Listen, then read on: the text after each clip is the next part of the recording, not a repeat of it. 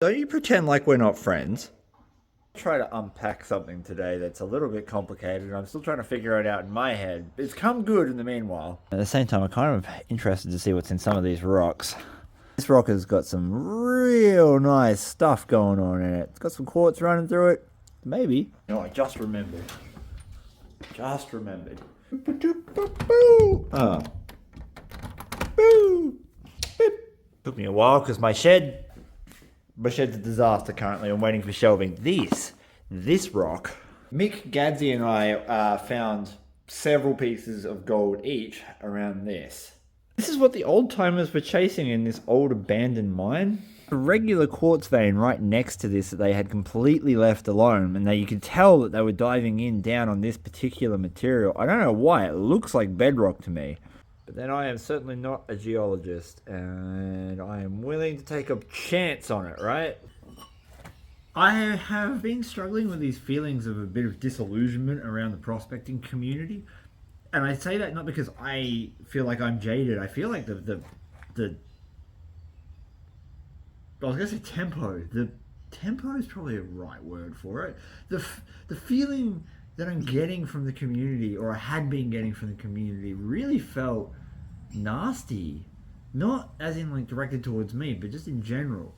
When I first started prospecting, the community was super strong, very tight knit. And I've seen a lot of change in the last 7 years, where it doesn't feel quite as tight knit anymore. Or it didn't, at least it didn't up until a point. I'll explain that in a second. It felt suddenly very commercial. I think YouTube and Facebook and social media in general have had a really big part to play in that. Because, again, social media is all about projecting like the best case scenario, right? It's all about projecting the best possible outcomes that you've ever had while out in the creek, and it feels like it feels like the community, at least from a social media aspect, went down the hyper realistic route there for a long time. It still is, I think, and I've made a bit of effort on my channel to deviate away from that so you get more realism. But I digress.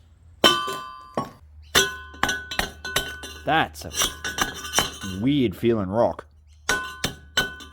Breaking up exactly the same as the bedrock. Now that I got it broken up, it doesn't look like a bedrock. That's been super cooked at some point, and it's got bits of quartz in it. Maybe. Maybe. So I had those feelings for a little while, and I was trying to combat it on my end by projecting realistic prospecting, like what it's really like to go out there. So I've been hunting for these hard rock mines. I've been finding bugger all gold. Sometimes I've had a couple of instances where I've hit a lot of specimens and gold nuggets and some veins that had gold in them. But for the most part, most of the content that I was putting out contained stuff that just wasn't that flashy, and I was trying to project what it's really like to have a gold prospecting experience. At least I felt that way right up until I went up to the Metal Detecting World Championships in Yenda, and that event was amazing. That event just reinvigorated my drive and want to make more videos about prospecting to share. It had that essence of the community that was there when I first started prospecting full time. It was such a good event. Everyone was there because they were enthusiastic about the activity and not what you could necessarily pull out of the ground. Everyone was enthusiastic to be part of that community, and there was such passion and dedication there, and I really liked it. And it sparked a whole new drive and motivation to go out there and keep doing what I have been doing. This pan isn't even seasoned.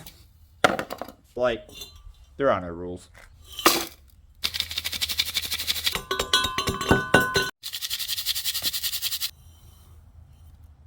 Imagine if there's gold actually in this. Really doubt there will be, but if there is, that'd be cool. Marcus Aurelius said, "It can ruin your life if it ruins your character." It's a very interesting point. It means that if you don't stick to your core values, what you truly believe in and what guides you through your life, it will ruin you. And for me, that means making substandard fake content. Like, honesty and integrity are the number one cornerstones on my channel, because if I'm not projecting the honest truth of the situation, I'm leading other people down the path to ruin, and I'm setting them up from failure from day one. What the detecting championship showed me is that there is still a large and dedicated community of prospectors and treasure hunters out there who still want that. Panning in an unseasoned pan is not my, brightest moment. Since then, I've published several videos that really captivate that feeling that I want to project, that sense of realism, that unhyper-realistic content, and they've gone really well, which gives me even more hope that there is an insatiable appetite for stuff in this world that isn't hyper-realized. Another reason why we're probably going to see absolutely no gold in here.